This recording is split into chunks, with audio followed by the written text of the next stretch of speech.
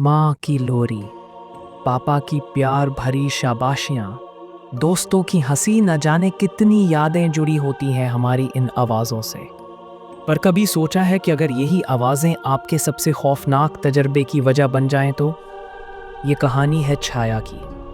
20 साल की छाया अपनी बीएड की पढ़ाई ख़त्म करके कोलकाता से अपने गांव गौरीपुर अपने काका से मिलने जा रही थी। इसी साल इसने अपने माँ बाप को एक कार हादसे में खो दिया था। अब इसके काका के अलावा उसकी दुनिया और उसके ख़ानदान में और कोई नहीं बचा था। गौरीपुर बंगाल के कोने में छुपा एक छोटा सा गांव था। गौरीपुर आमद जब छाया की ट्रेन दोपहर के 4 बजे गांव पहुंची और वो गौरीपुर स्टेशन पर उतरी, तो मई की तपती गर्मी में भी गौरीपुर की हवा में एक अजीब सी ठंडक थी। स्टेशन पर उसके काका उसको लेने आए थे। छाया से मिलते ही उन्होंने ज्यादा कुछ नहीं कहा और ना ही उससे कुछ पूछा। बस हल्का सा मुस्कुरा के पहले छाया के सर पर हाथ फेरा और फिर उसका बैग उठाकर गाड़ी की तरफ चल पड़े। सुनसान गलियां। गाड़ी में बैठी छाया पूरे रास्ते बस खिड़की से बाहर देख रही थी। खेत, तालाब, कच्चे रास्ते, सब कुछ वैसा ही था। सिर्फ एक बात मुख्तलिफ थी। भरी शाम में भी गलियां सुनसान पड़ी थी। न बच्चे बाहर खेल रहे थे और न औरतें पेड़ों के नीचे बैठकर बातें कर रही थीं। उसे ये बात बहुत अजीब लगी। उसने जब उसकी वजह अपने काका से पूछी तो उसके काका ने बात बदल दी।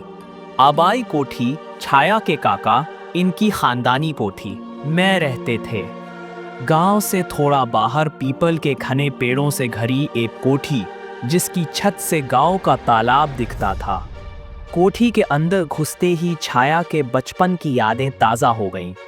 उस रात छाया ने अपने कमरे में ही खाना खाया और थकान की वजह से वो जल्दी सो गईं। अगली सुबह उसे काका के साथ गांव के बाजार जाना था।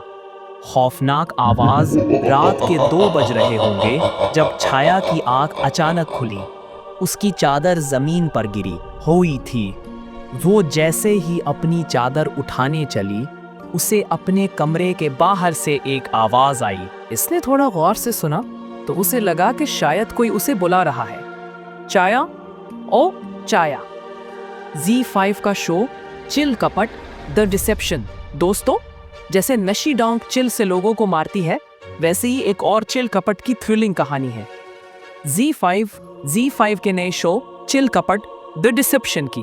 इस शो में शहर से दूर एक हवेली में हो रही है एक शानदार बैचलर पार्टी और इसी के बीच एक मशहूर इन्फ्लुएंसर शालू की लाश मिलती है।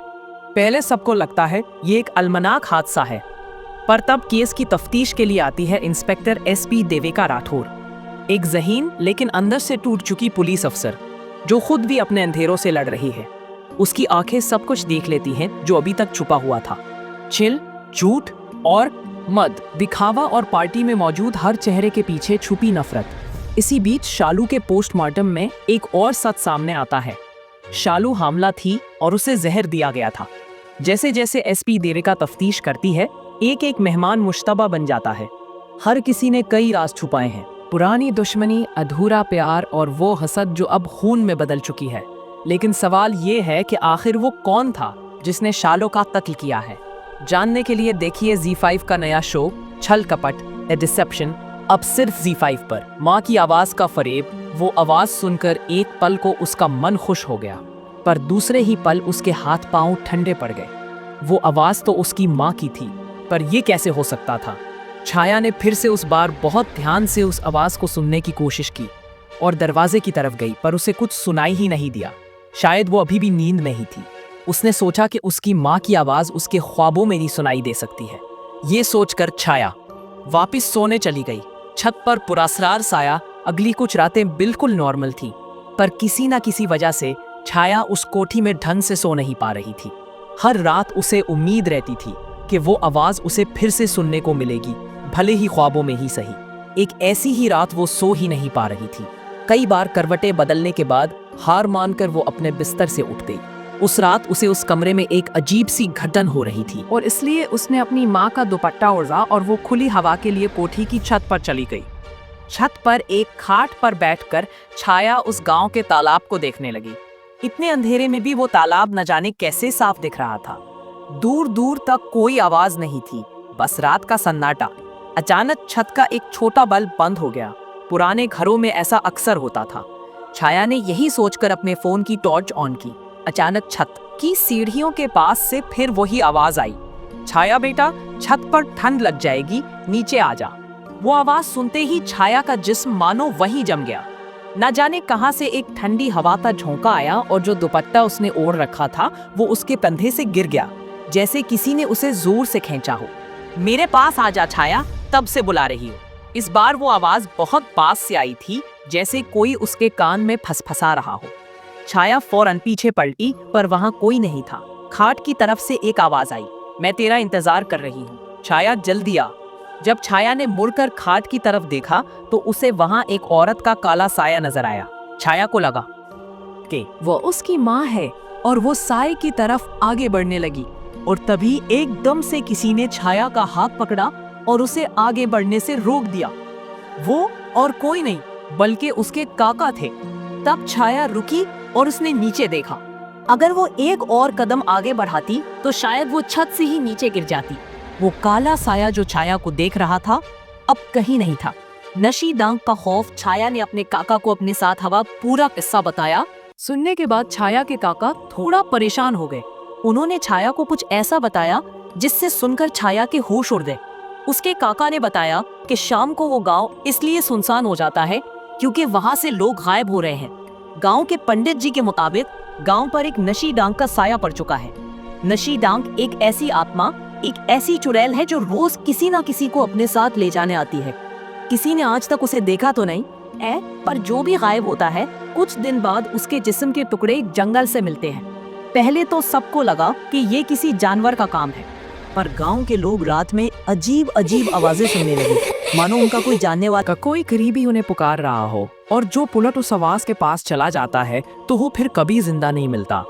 उसके काका ने उसे वार्निंग दी कि आगे से उसे कोई भी आवाज सुनाई दे तो वो उसकी तरफ ना जाए, भले ही वो उसके माँ बाप की आवाज ही क्यों ना हो। छाया की दादी उसे बचपन में सुलाते वक्त बोलती थी कि अगर रात में कोई आवाज लगाए तो जाना नहीं, नशी डांक आएगी और उठा कर ले जाएगी। उसे हमेशा से लगा था कि नशी डांक सिर्फ दादी की कहानियों में ही होती है, पर अपने काका की बातें सुनकर वो थोड़ा घबरा गई थी। तालाब पर पुरस्कार औरत अगले दिन छाया का मन घर पर नहीं लग रहा था। उसे एक अजीब सी बेचैनी हो रही थी। काका ने उसका मन बहलाने की बहुत कोशिश की, पर कोई असर नहीं हुआ। दोपहर के खाने के बाद छाया ने सोचा कि वो तालाब का एक चक्कर लगाएगी। वो जानती थी कि अगर उसने काका को बताया तो वो उसे शायद बाहर नहीं जाने देंगे, इसलिए बिना किसी को कुछ बताए वो घर से निकलकर तालाब की ओर चली गई। जब वो वहां पहुंची तो कुछ औरतें तालाब के कोने में कपड़े धो रही थी। छाया तालाब के दूसरी तरफ जाकर बैठ गई। इसने सोचा कि वो कुछ देर गाने सुनेगी और फिर उसके बाद घर चली जाएगी ताकि काका परेशान न हो जाए। उसने अपनी ईयरफोन्स कान में लगाए और गाने सुनने लगी। इस पीपल के पेड़ की छांव में बैठे बैठे उसकी आंख कब लग गई उसे पता ही नहीं चला। नशी डोंग कावार, छाया छाया यहाँ क्या कर रही है, घर चल बेटा। यह आवाज सुनकर झटके से छाया की आंख खुली। सूरज डूब चुका था और अंधेरा होने लगा था। दूर दूर तक वहां कोई नहीं था। छाया वहां से जाने के लिए झट से खड़ी हुई और तब उसने देखा कि तालाब के पास एक औरत अभी भी कपड़े धो रही है। छाया को ये बात बहुत अजीब लगी। वो उस औरत के पास गई तो उसे समझ आया कि वो औरत जो कपड़ा धो रही है बार बार बस वही एक कपड़ा धोए जा रही थी। रात के अंधेरे में काली साड़ी पहने वो औरत छाया की माँ का वही दुपट्टा धो रही थी जो एक रात पहले छाया ओढ़कर छत पर गई थी। इस रात की बेहोशी के बाद वो उस दुपट्टे के बारे में पूरी तरह से भूल गई थी। अचानक से छाया का ध्यान जमीन पर गया। उसने देखा कि उस औरत की जमीन पर कोई परछाई ही नहीं पड़ रही थी। छाया बेहद घबरा गई। इस औरत का चेहरा घूंघट से छिपा हुआ था। छाया चुपचाप वहां से वापस जाने ही वाली थी कि तभी छाया को पीछे से एक आवाज आई, आ गई मेरी छाया। छाया जैसे ही उस औरत की तरफ मुड़ी, उस औरत का घूंघट हटा और जब छाया ने उस औरत का चेहरा देखा तो उसके रोंगटे खड़े हो गए। वो औरत बिल्कुल उसकी माँ की तरह लग रही थी। छाया अपनी माँ को देखकर खुद को रोक नहीं पाई और जाकर उस औरत के गले लग गई। और तभी उसने देखा कि उस औरत के बाल बिल्कुल बिखरने लगे हैं और उसका चेहरा काला पड़ने लगा है। उस औरत की आंखें एकदम लाल हो गईं। वो अपने चेहरे पर एक खौफनाक मुस्कान लिए छाया को देखे जा रही थी। छाया को अब समझ आ गया था कि उसका सामना आज एक नशी डाक से हुआ है। उस चुड़ैल का वो रूप देखते ही छाया जोर से चलाई। उसकी चीख सुनकर उसे ढूंढ रहे उसके काका जल्दी से तालाब की तरफ भागते आए, पर जब तक वो पहुंचे बहुत देर हो चुकी थी। उन्हें वहां कोई नहीं मिला। अगर कुछ मिला तो वही पुराना दुपट्टा और छाया का खून।